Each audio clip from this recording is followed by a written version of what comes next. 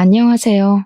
저는 간섭 많은 시누이 때문에 이혼을 해버린 이혼녀입니다.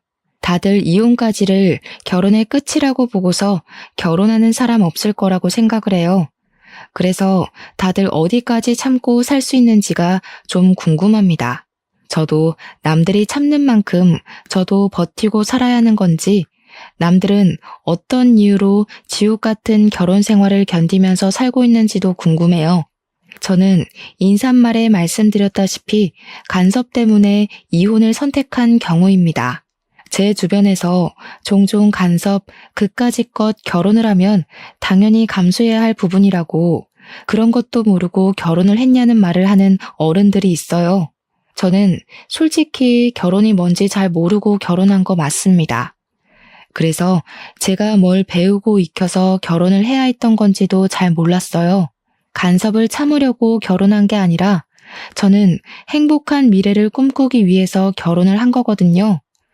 행복하려면 고통 정도는 감내할 수 있겠죠.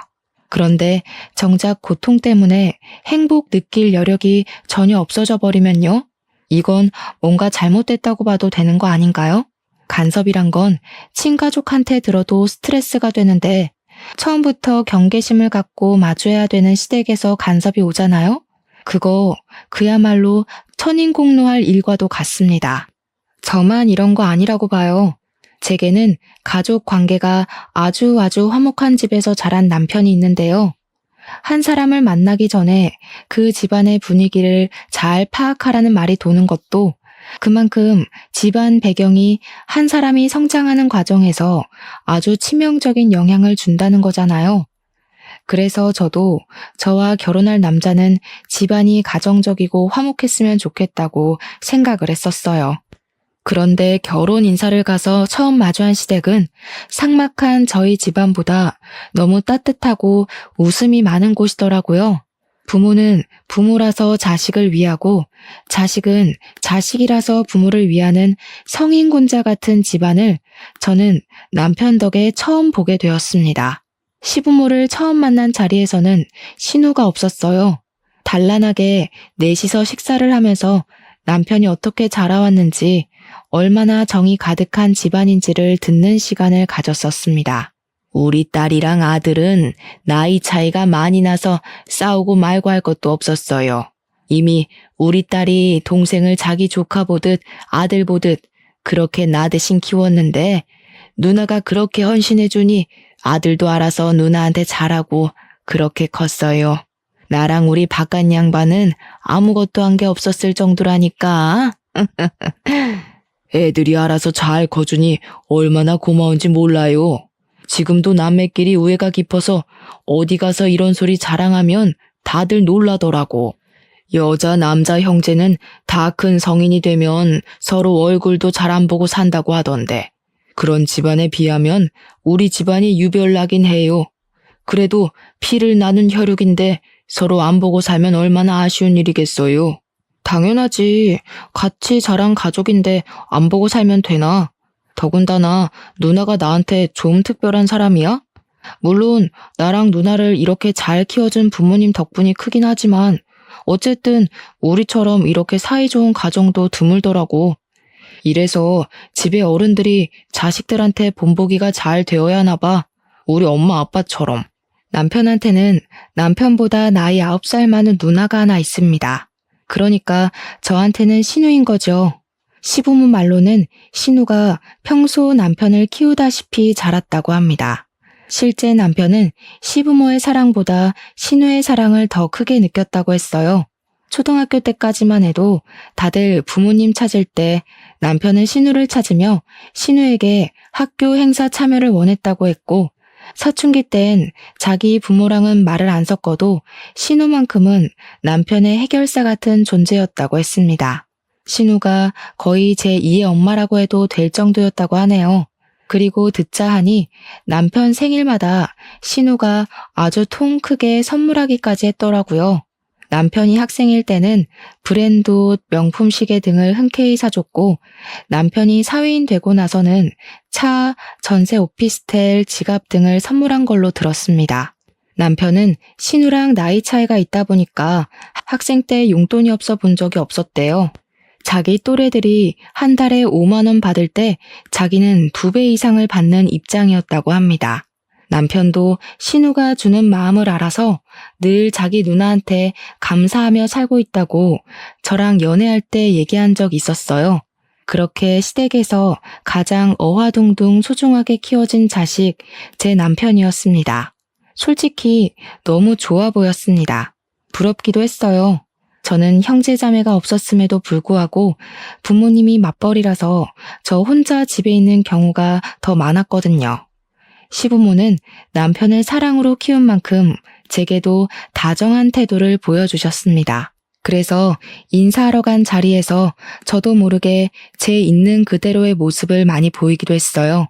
제가 남편 앞에서도 저의 내숭기 없는 모습을 저절로 드러내곤 했는데 이런 다복한 가정에서 자란 남편의 곁이 아무래도 제게 편안함을 주었다는 걸 깨닫기도 한 날이었습니다. 남편의 집안을 보고 나니 남편과의 결혼은 더 이상 고민할 게 없는 문제가 되었어요. 우리는 상견례까지 걱정 없이 진행이 되었고 아주 만족스러운 식을 올렸습니다. 그때까지만 해도 신우의 존재는 제게 그저 하나 있는 형님, 그 이상도 이하도 아니었어요. 하지만 신우와의 문제는 결혼을 하고 나서부터 터졌다는 거죠. 남편과 저는 서로에 대한 마음의 크기가 눈에 보이는 케이스였는데요. 초반에는 남편이 저를 좀 더 많이 좋아하는 게 티가 났었습니다. 저희가 결혼을 허락받을 때만 해도 시부모는 자기 아들이 좋다고 하는 사람에게 장가를 보낼 생각이었다고 저를 좋아해 주셨고, 신우는 얼굴을 잘 못 본 것도 있었지만 당시 크게 두드러지는 반응은 없었습니다.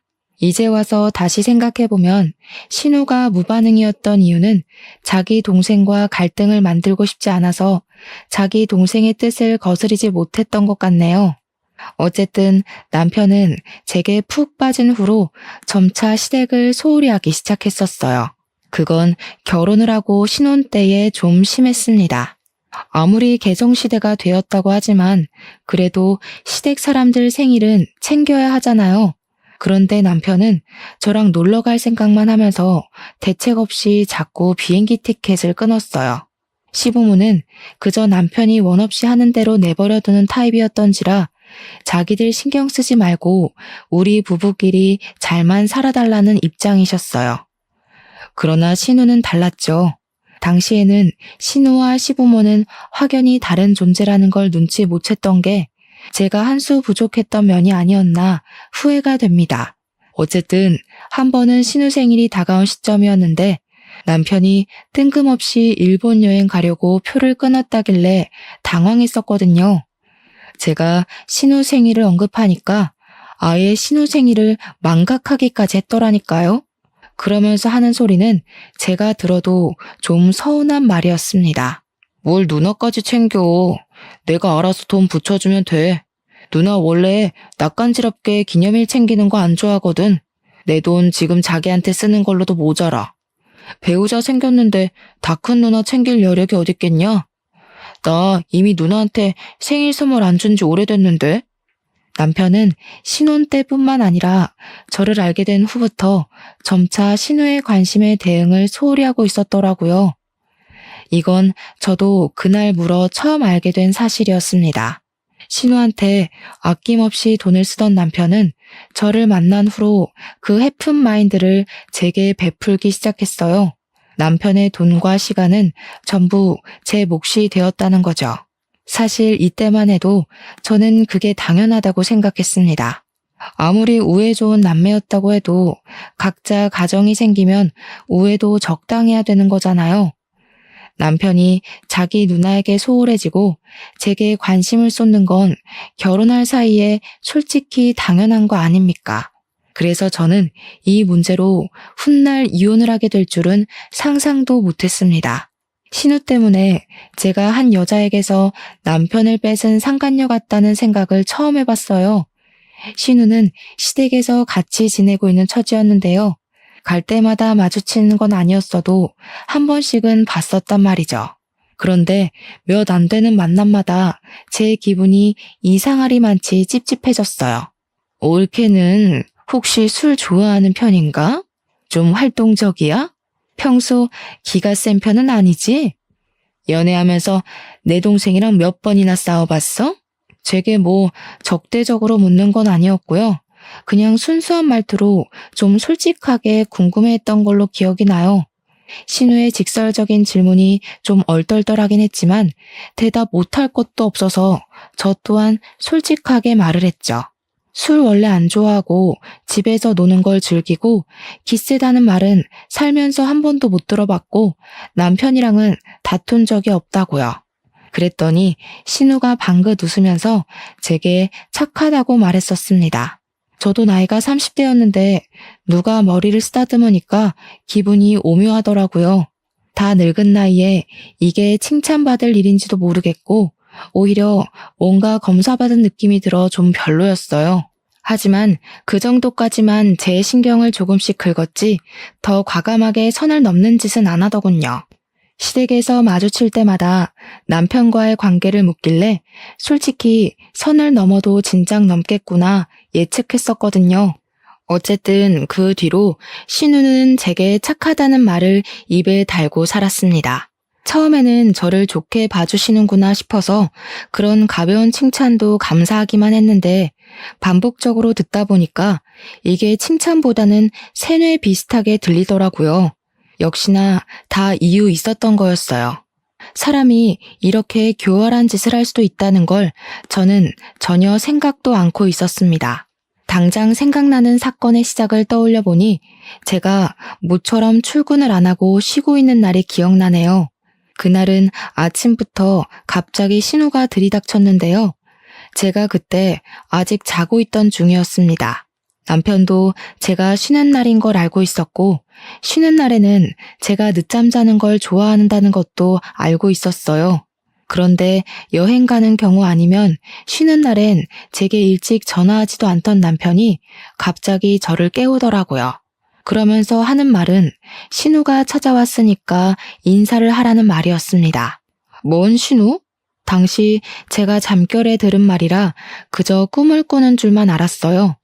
하지만 신우가 곧 찬바람을 묻히고 온 옷차림 그대로 우리 안방까지 들이닥쳐서는 커튼을 치는 바람에 제가 눈살을 찌푸리며 일어나게 되었어요.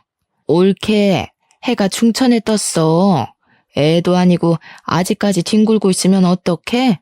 새댁이 됐으면 새댁답게 쉬는 날 남편 밥도 일찍 챙겨주고 집안 정리도 좀 하고 그래야지.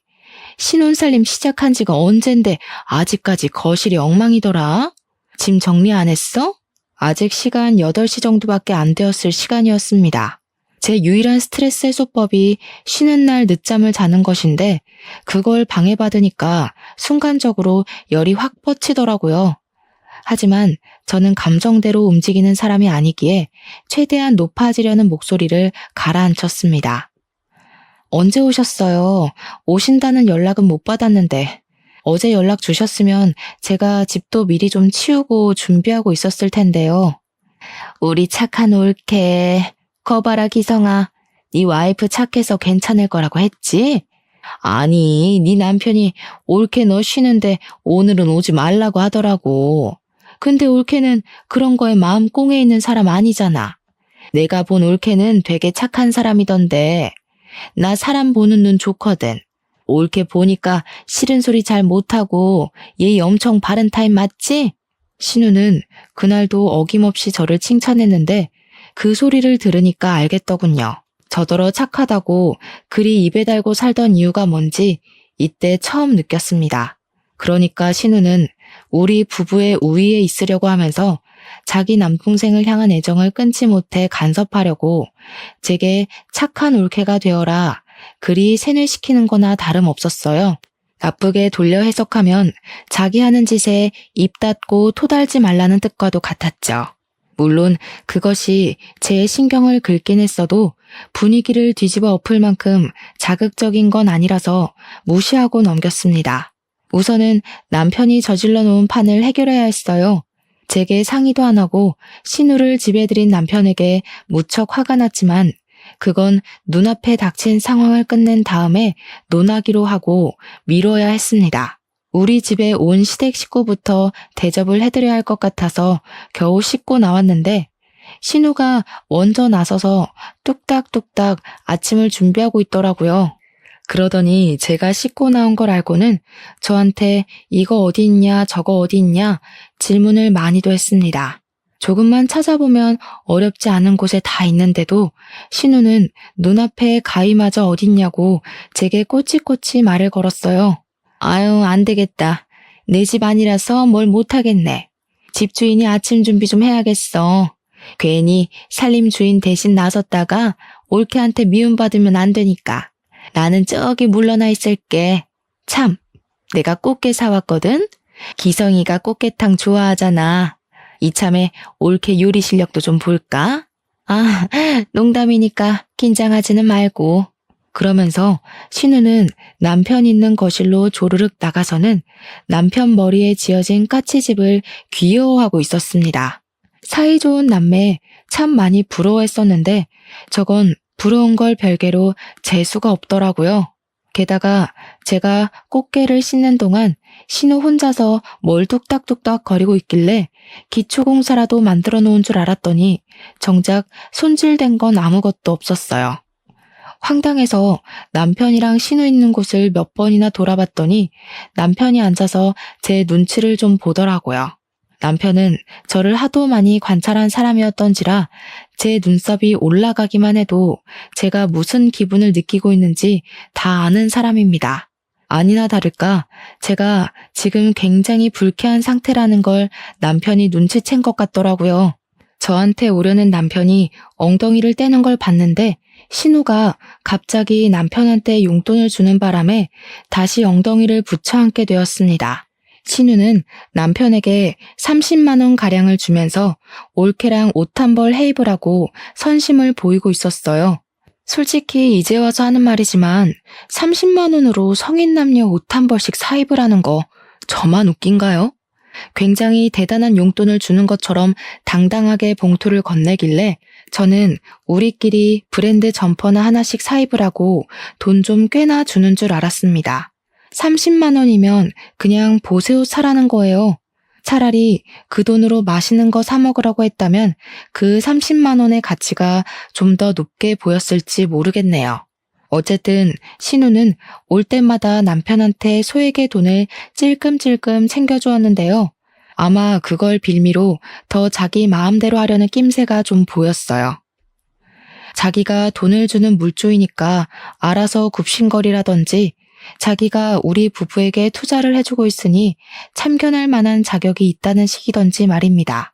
그리고 신우는 돈을 줄 때 항상 제가 듣는 곳에서 말은 올케랑 같이 써 했지만 정작 뒤이어 붙이는 말들을 들으면 결국 그 돈은 전부 자기 동생한테 바치는 뇌물 같은 거였어요. 너 지난번에 차 수리해야 된다고 하지 않았어? 차 유지비가 돈 많이 들잖아. 거기 보탰어. 아니면 이번에 남자 신발 좋은 거 많이 나왔더라. 이참에 하나 사던지. 이런 식으로 남편 혼자서만 돈을 쓰도록 그 목적을 만들어주면서 용돈을 건넸습니다. 저야 뭐 더럽고 치사해서 그 돈이 욕심났던 적은 딱히 없었는데 신우의 은근한 여우짓이 눈앞에 보이니까 이게 스트레스가 되더라고요. 그 뒤로도 신우는 계속 우리 집을 출석하듯 찾아왔습니다. 남편은 처음엔 제 눈치를 보다가도 나중에는 당연하다는 듯 신우를 받아들였어요.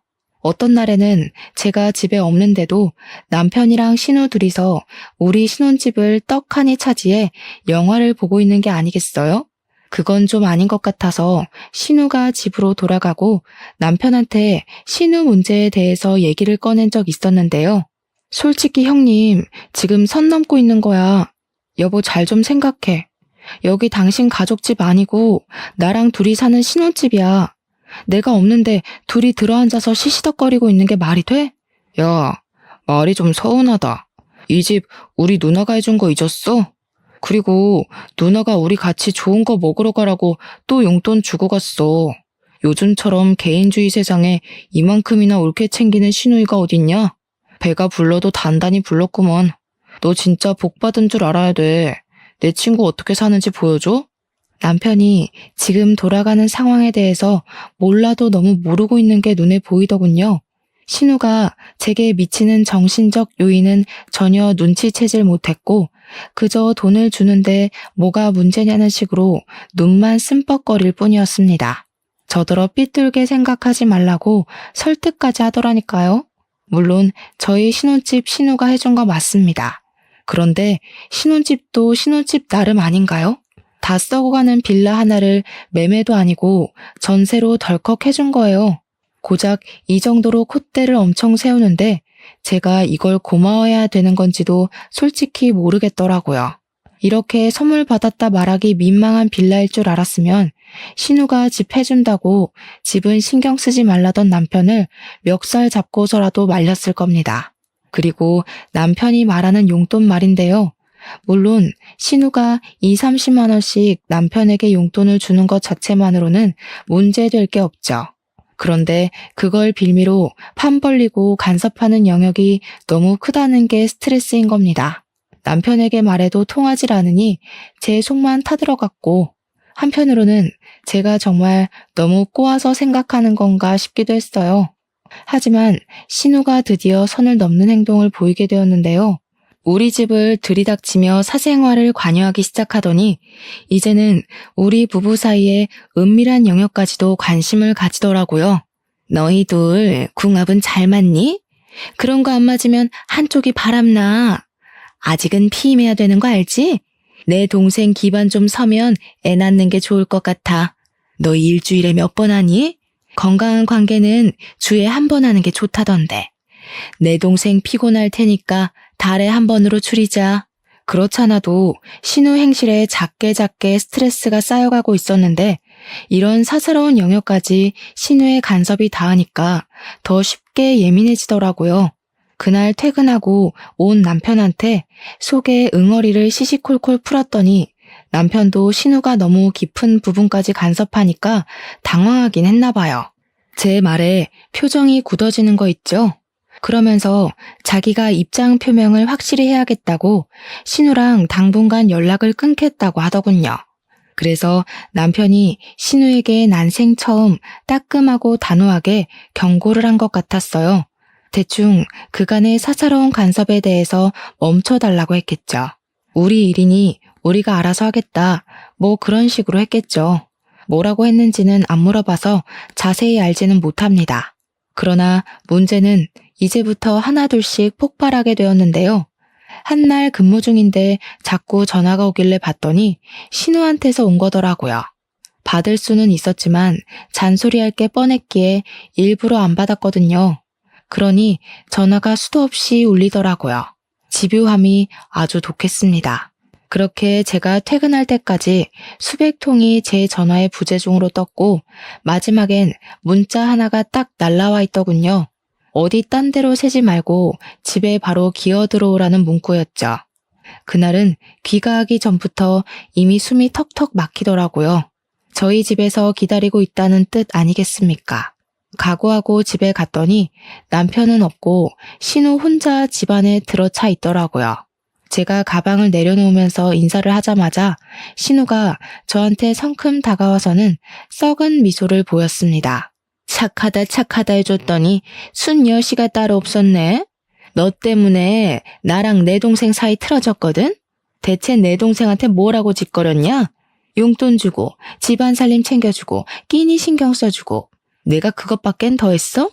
올케는 이런 호의를 무례라고 보는 이상한 정신을 갖고 있나 봐? 저 착한 적 없는데요. 형님이 착하다 그렇게 착각하신 거겠죠.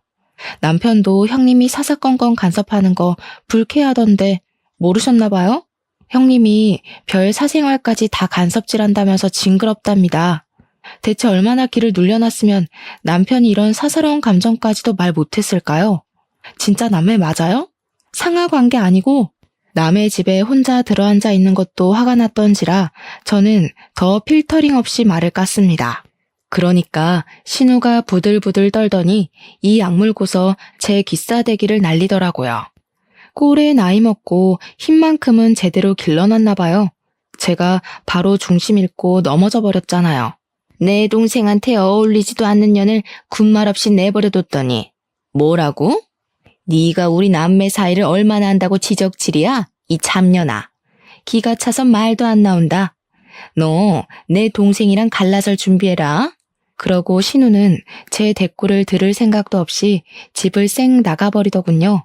그럼 저는 신우에게 못 푼 화를 그날 퇴근하고 온 남편을 붙잡아 또 불같이 따졌습니다. 그러니 이제는 남편 말이 자기도 내 불평 들어주기 지친다고 짜증을 내는 게 아니겠습니까? 솔직히 나는 누나랑 문제없이 잘만 지냈잖아. 그럼 네가 이상한 거 아니야? 누나가 뭐 틀린 말 했어? 용돈 준 거 맞고 우리 맞벌이 하니까 끼니 신경 써주는 것도 고마운 거고 살림살이 신경 써야 될 마누라가 바깥을 놔두니까 누나가 대신해서 관리해주겠다는데 뭐가 그렇게 불만이야? 오히려 네가 누나한테 고맙다고 돈을 줘도 시원찮을 판이거든? 등신 같은 놈. 지 누나 치마폭에 가려서 앞 못 보는 줄도 모르네. 다 큰 새끼가 누나한테 우쭈쭈 받는 걸 사이좋은 거라고 생각하고. 진짜 우습다. 형제자매 없는 게 이렇게 서러운 적은 또 처음이야. 있었다면 네가 이 잡치는 내 기분을 개미 똥만큼이라도 느껴봤겠지? 집안 화목한 거랑 애정 과잉은 다른 건데. 내가 널 잘못 봐도 한참을 잘못 봤다. 말 다 했냐? 누나가 너랑 갈라서라는 거 겨우 비위 맞춰서 달래놨더니 말 그딴 식으로밖에 못해? 내가 평소에도 너 때문에 누나 앞에서 얼마나 곤란한지 알아? 나한테 누나는 부모님이나 다름없는 존재라고 했잖아. 부모랑 다름없는 거지. 그게 진짜 부모님이냐? 그리고 비위를 왜 맞춰? 누가 맞추래? 누나 부하이면 부하답게 누나가 시키는 대로 해. 네 누나가 너랑 나 갈라놓고 싶다잖냐. 난 더 이상 그 여자한테 놀아나기 싫으니까 너 혼자 평생 누나 손바닥 위에서 주물럭거려져라.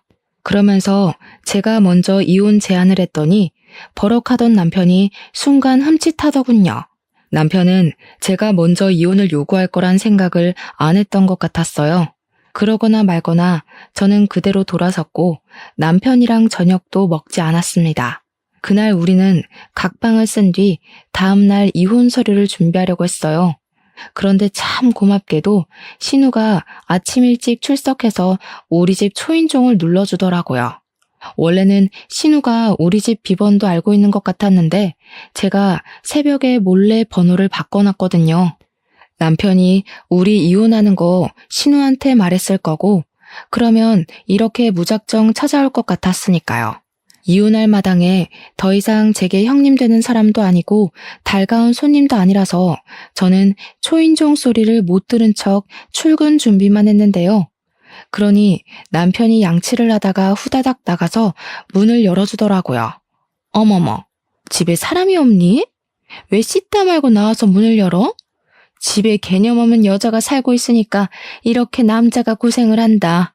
우리 기성이 바쁜데 여자까지 잘못 만나서 이게 뭔 고생이야? 불쌍한 내 새끼.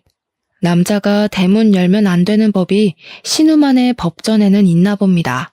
어쨌든 신우가 아침 대바람부터 찾아온 이유는 역시 저희 이혼 때문이었어요.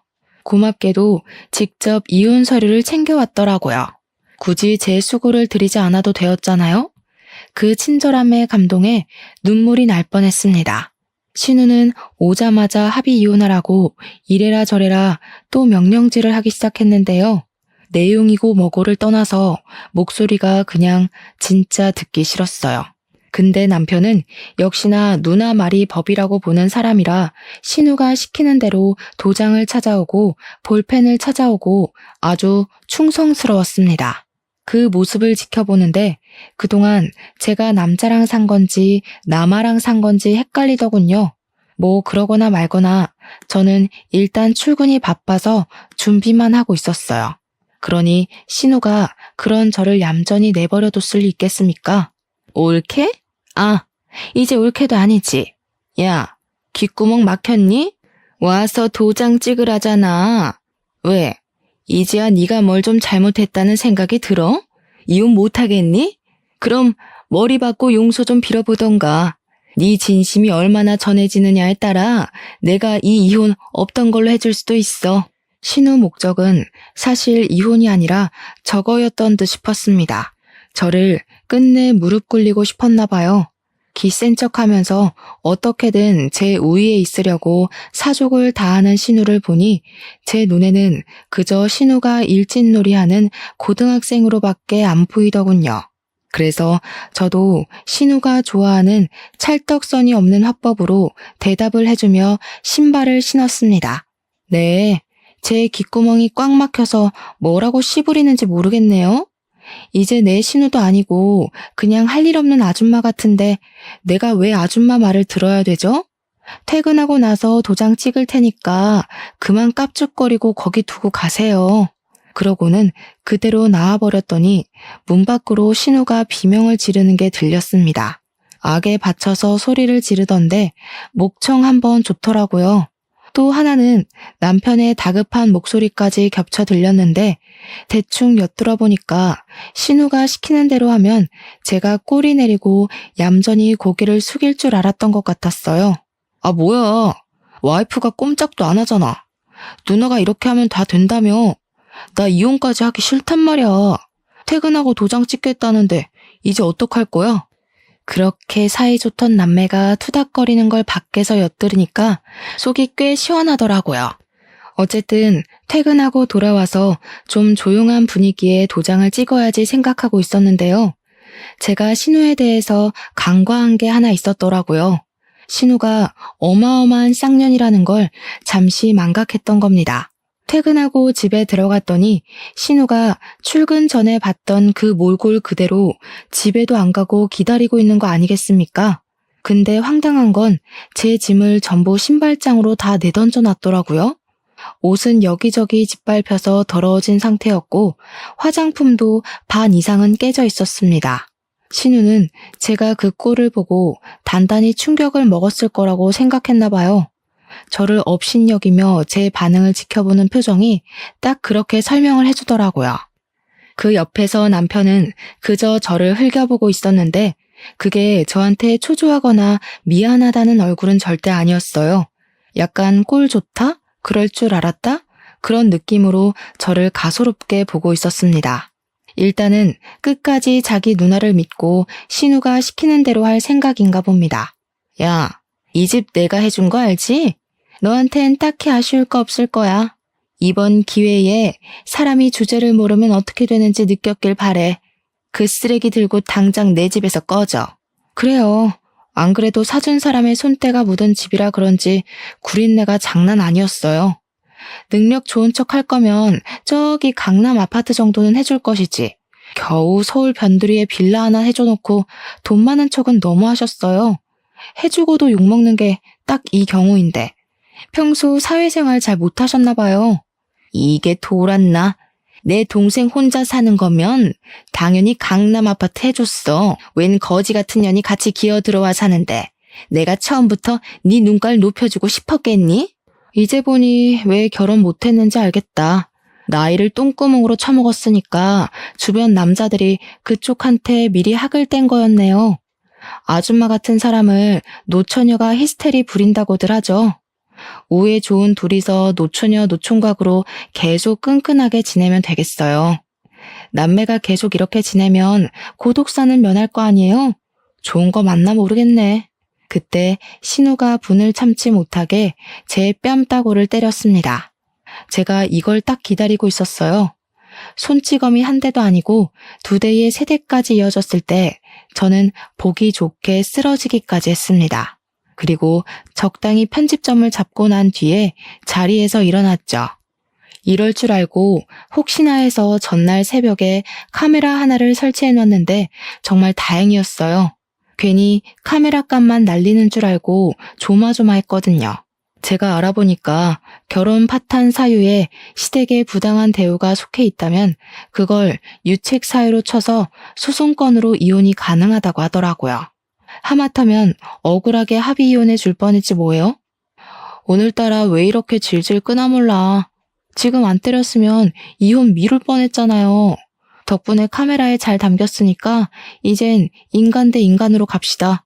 일방적으로 맞기만 하는 건 사실 제 타입 아니거든요. 저는 바로 신우 뺨을 날린 후 머리채를 잡고 잡아뜨렸습니다. 그리곤 그동안 간섭을 당할 때마다 휘두르고 싶었던 마음을 담아서 들고 있던 가방으로 마구마구 내리쳤어요. 그러자 놀란 남편이 와서 저를 확 밀어내더니 뭐 하는 짓이냐고 소리를 지르더군요. 이거 순 깡패 아니야? 야, 그래, 이혼하자 해. 내가 여자랑 살길 바랬지 어디 깡패냥 끼고 한 이불이나 덮을 수 있겠어? 진짜 소름 끼친다. 사람이 어떻게 적당선을 모르고 그렇게 깝죽거리냐? 야, 너 처가에서 그딴 식으로 배웠냐? 제 발로 제 앞에 찾아와준 남편을 보니 그 면상이 그날따라 더 못나 보이는 거 아니겠습니까? 꼴도 보기 싫어서 가방으로 얼굴을 날려버렸습니다. 우리 부모님이 너무 잘 가르친 거지. 대화로 안 통하는 새끼들은 이렇게 사랑의 매로 다뤄줘야 생각이란 걸 한다더라고. 너희들은 부모한테서 얼마나 좋은 양식을 얻어먹었길래 둘이 쌍으로 답이 없냐? 누가 남매 아니랄까봐 거지 같은 것도 매한가지다 참. 남편이 자기 맞은 게 억울한지 저한테 손을 올리려고 하던데 이미 그럴 거라 예상은 했거든요. 그래서 제가 먼저 들고 있던 가방으로 그 얼굴을 한 번 더 밀어버렸죠. 합의 같은 건 꿈도 꾸지 마. 나 정신적 손해배상까지 청구할 거야. 이 거지 같은 빌라도 위자료로 다 뱉어내야 될걸? 아줌마, 그렇게 돈으로 동생 조종 잘하더니 어디까지 동생 뒤 봐줄 수 있을지 한번 보여줘 봐요. 전세 빌라밖에 못 해주는 졸부재력 최대한 짜내봐야 될 거예요. 그렇게 저는 신혼집 같지도 않던 그 썩은 빌라를 나오게 되었습니다. 이미 쓰레기가 되어버린 제 짐도 그 집에 어울릴 것 같아서 그냥 기부를 하고 나왔어요. 그 집이 방음이 얼마나 안 되면 3층이었는데 제가 1층으로 내려갈 때까지도 신우가 고래고래 비명 지르는 게 다 들리더라고요. 어쨌든 저는 다음날 바로 변호사 만나서 증거될 만한 자료를 모두 제출했습니다. 남편에겐 이혼 소송을 했고 그뿐만 아니라 신우에게도 폭력죄, 협박죄, 정보통신망법 위반 등 제 선에서 할 수 있는 건 전부 다 고소 때렸어요. 시댁의 가장은 신우였는데 남편 차도 할부로 사준 주제에 얼마 안 되는 돈으로 얼마나 자부심을 부릴 수 있을지 좀 궁금하긴 하더라고요. 아니나 다를까 제 궁금증을 친히 풀어주려고 시부모께서 나서주신 거 아니겠습니까? 늘 남편 하고 싶은 대로 하고 살도록 손을 놓고 있었다는데 제가 보기엔 손을 놓았다기보단 전적으로 신우한테 남편 관리를 맡겨놓은 것 같았어요. 저희가 이혼을 한다고 했을 때도 신우만 난리를 부렸지 시부모 쪽에서는 별다른 반응이 없었거든요. 그런데 신우로 해결이 도둑 나버리니까 시부모가 뒤늦게야 나설 모양이더라고요. 제가 결혼 생활 내내 본 적 없던 시부모의 실체를 이혼하고 나서야 알게 된 게 얼마나 다행인지 몰라요. 괜히 그 나물에 그 밥이라는 말이 나오는 게 아닌가 봐요. 신우랑 남편 같은 자식이 만들어지려면 그렇게 자원을 주는 부모가 있어야 가능했을 거잖아요. 어쩜 한부모 자식 하는 짓이 그리도 똑같은 건지. 한날 시부모가 제가 어디 살고 있는지 모르니까 제 근무지를 찾아왔나 보더라고요. 제가 퇴근해서 주차장을 갔을 때 아주 기가 막힌 장면을 봤어요. 다 끝난 줄 알았던 골칫거리가 눈앞에 또 재발하니 겨우 털어낸 스트레스마저 다시 들끓는 느낌이었습니다. 시부모가 용케도 제 차를 찾아내 장난질을 해놨더라고요. 제 하얀색인데 아주 색깔별로 라카치를 예쁘게도 해놨지 뭡니까. 차에 그려진 낙서는 온통 돈에 눈이 멀어서 남편을 버렸네. 예우도 모르는 년. 이혼녀 꼴로 얼마나 잘 먹고 잘 사는지 보자 등등 자기 아들과 갈라선 것에 대한 원망이 한가득 적혀 있었습니다. 그리고 바퀴도 2개나 펑크나 있었고요. 그걸 사진으로 다 찍으면서도 기가 차서 계속 웃음이 나왔어요. 주위에서 사람들이 저를 힐끗거렸었는데 저는 원래 주변 시선에 둔감한 편이라 딱히 쪽팔린 건 없었습니다. 다만 수리비가 꽤 나오겠다는 것과 당장 차를 못 타게 생겼다는 짜증이 확 치밀었죠. 당연히 수리비는 제가 감당할 생각 추호도 없었습니다. 다행히도 시부모가 멍청했기에 일은 쉽게 해결되었어요. 시부모가 며느리 마지막 배웅하는 길에 보너스라도 챙겨주고 싶었나 봐요. 이렇게 깜짝 범죄를 저질러 주시니 말이죠. 블랙박스에 고스란히 찍힌 증거물 때문에 경찰에 신고를 하더라도 경찰이 수고스럽게 범인을 찾을 필요도 없어서 더없이 좋은 선물이었습니다. 그 자리에서 신고는 신고대로 했고 저는 스프레이 냄새 가득 나는 차 안에서 시부모한테 전화를 걸어봤어요. 시부모가 저를 기다렸는지 제 전화를 받자마자 성량을 키우더라고요. 어디서 이런 속물에 찌든 애가 우리 집에 들어와서는 내 아들을 망쳐? 네가 감히 내 자식들한테 손을 댔다면서? 내 새끼들 나도 훈육 한번 해본 적이 없는 귀한 자식이야. 착고락선이 봤지? 당장 고소 취하 안 하면 그게 겨우 시작인 줄 알아야 될 거다. 네, 그러세요. 고소 취하는 안 할 생각이니까 더 해보시라고요. 제 차 생각보다 손 많이 부셨던데 똥 싸지르기만 할 줄 알지 치울 줄 몰라서 어떡해요? 저 방금 재물손괴죄로 신고하고 연락드리는 거예요. 이미 청구된 돈이 많아서 등골 빠졌을 텐데 제 차까지 해결하려면 당분간은 쌀밥에 간장만 찍어 드셔야겠어요. 뭐야? 우리가 너더러 내 자식들 갖고 놀라고 결혼시킨 줄 알아? 감히 어른까지 협박하고 말이야. 어디 신고해봐라. 우리라고 신고 못할 줄 아냐? 내 새끼들 건드린 죗값은 내가 평생 눈 감을 때까지 쫓아다니면서 치르게 할 거야. 그렇게 아끼는 자식들인데 발목을 더 붙잡으시면 어떡해요. 그러니까 생각을 하시고 일을 저질렀어야죠. 다 늙어서 유치하게 낙서가 뭡니까 낙서가. 제가 경찰한테 친히 그쪽 집 주소 알려줘서 곧 찾아갈 거예요. 옷 따뜻하게 입으시고 자식들 손잡고서 경찰 선생님들 따라가세요. 화목한 가정에서 다 같이 건강하게 자란 식구들인 줄 알았는데 이렇게 부작용이 있을 수도 있다는 건 정말 몰랐습니다. 결혼하기 전에 시댁 방문을 많이 해봤더라면 제가 결혼이란 실수를 안 저질렀겠죠? 시부모가 자식을 너무 과잉 사랑하는 게 문제이긴 했지만 한편으로는 그게 장점이기도 했었는데요. 시부모가 자식의 뜻을 너무 존중해주는 덕에 저희 결혼 생활에 관심을 놓고 있었잖아요. 신우한테 자신들의 권한을 다 위임해서 보고받고 있었는지는 모르겠다만 신우 한 사람이랑만 실랑이를 벌였던 건 불행 중 다행인 점이 아닌가 뒤늦게 그런 생각이 들었어요.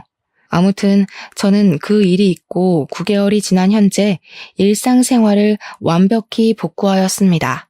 제 인생에 결혼이 있긴 있었나 싶을 만큼 싱글의 삶을 너무 만족스럽게 살고 있어요.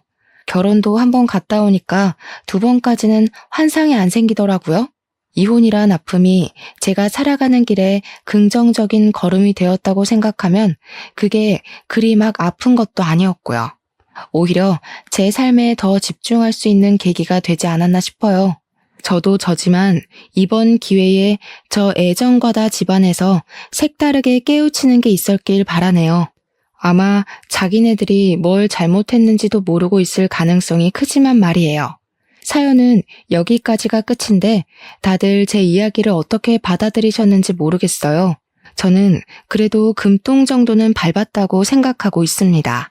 똥은 똥이지만 덕분에 내 손에 들어온 숫자가 많아졌으니 금똥이라고 보려고요. 누가 뭐라 해도 제가 괜찮으면 다 되는 거 아니겠어요? 그만 글을 마무리해야겠네요. 긴 글이었는데 들어주셔서 너무 감사드려요. 다음에 기회 되면 또 한번 찾아오겠습니다. 건강하세요.